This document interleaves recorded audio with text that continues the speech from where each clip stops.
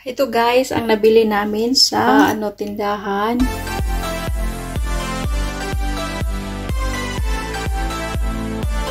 Hi guys! Hi guys! Ito si Dutch Filipina Danica, magbabalik na, mag-vlog guys. Magpunta kami sa palengke, mamili kami ng karnis kasi almost 6 weeks kami wala dito sa bahay, nagpakasyon kami sa Pilipinas. So, mamili na kami sa daily needs namin dito sa Netherlands. Tapos, punta kami sa store ng mga karni. Tana, samahan nyo kami. Let's go! Ito ang asawa ko. Hebben jullie het verstaan? Ik niet. Let's go! So, dito na kami. Sumakay na kami ng auto. Ik was er wel slecht achter. Yeah.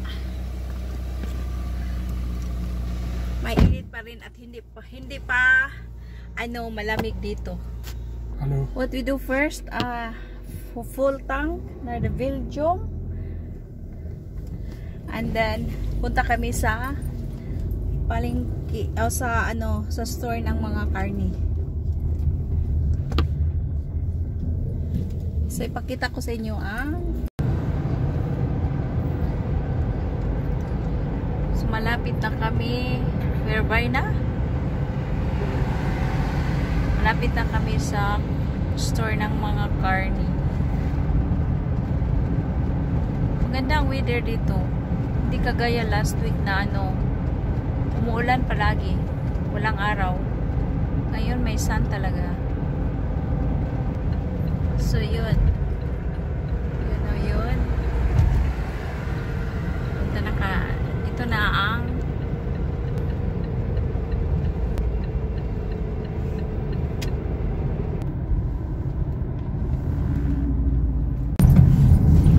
so ito na guys. Dito na kami. So sama kayo. Pasok tayo sa loob. Tayo na. Punta na tayo sa loob. Ito na. Kuha tayo ng cart.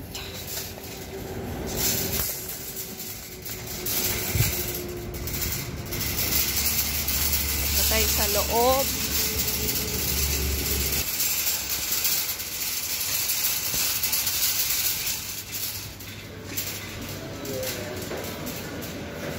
Bili ako dito ng luto na. May bili ako dito mamaya.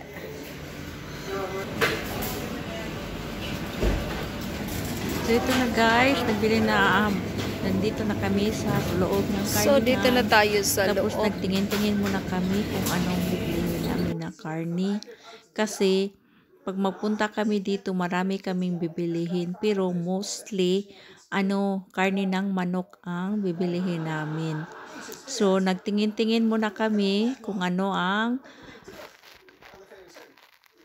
gusto naming bibilihin. Yun, ang dami-dami ditong karni guys na makita ninyo naman na iba-ibang klase ng mga karni. So, ito yung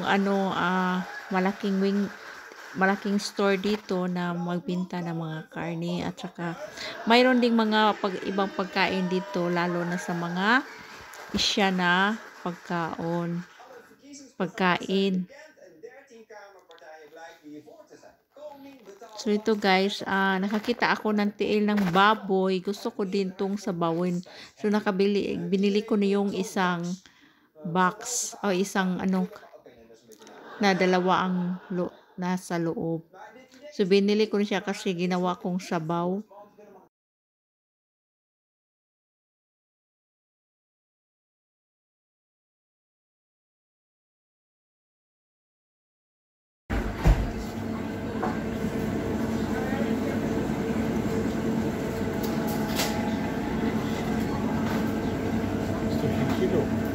How's that keep?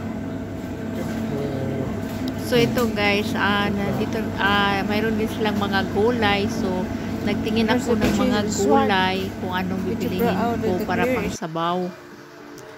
So, medyo hindi naman masyadong mahal ang mga gulay nila. Tapos yun ang ano nila, mayroon ding mga mais. So, yun lang guys.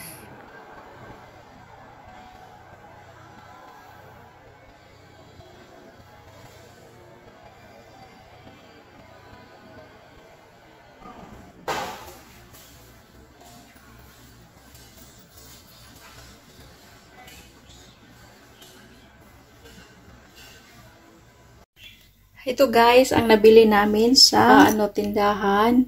Na sabi ko sa inyo na nagbili kami ng mga karne sa store ng mga karne. So ito na guys, ito ribs, spare ribs. Tapos ito yung yung para puro karne ng baboy. At ito din.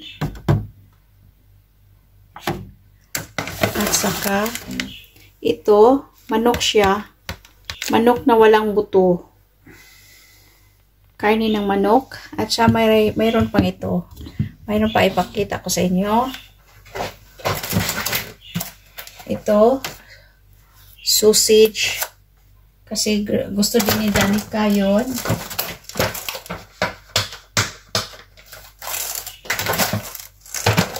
Tapos nag-less sila ng 30% sa giniling na manok.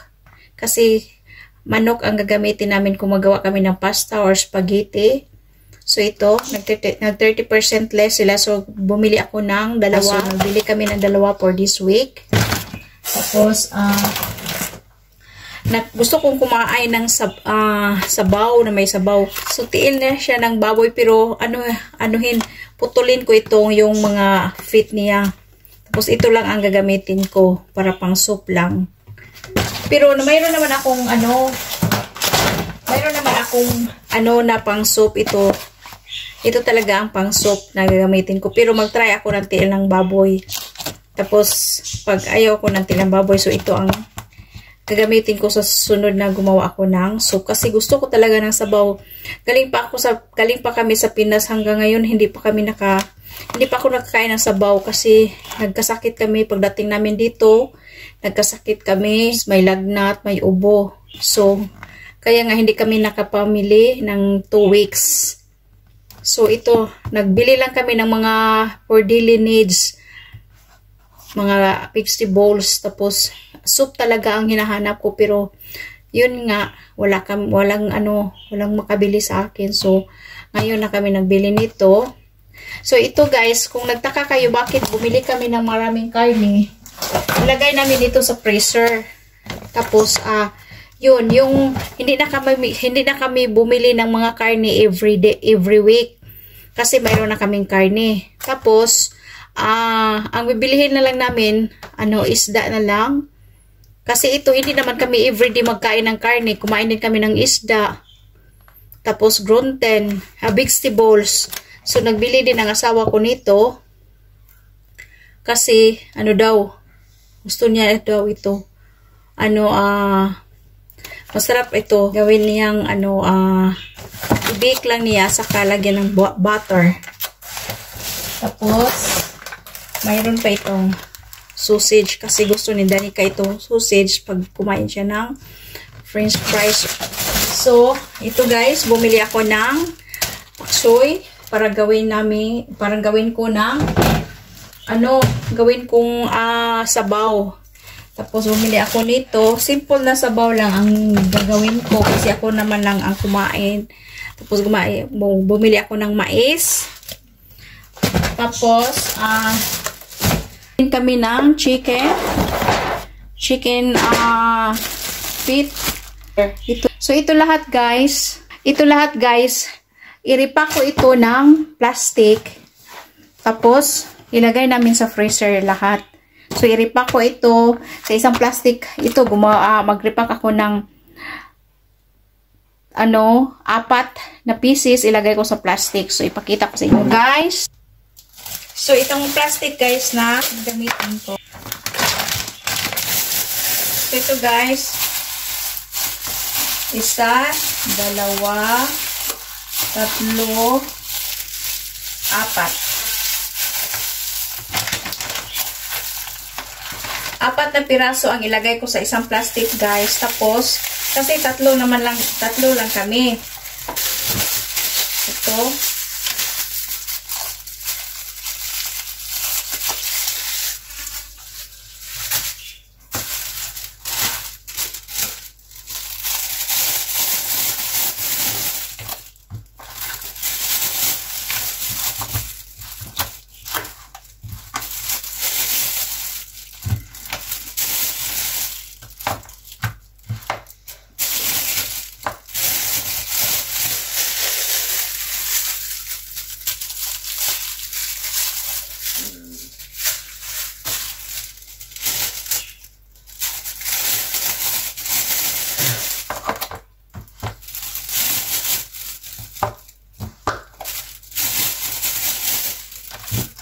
So, lahat ito, guys, ay nabayaran namin is 126 euro. Hindi ko napakita sa inyo ang kasi yung resibo kasi hindi ko alam kung saan ko nalagay.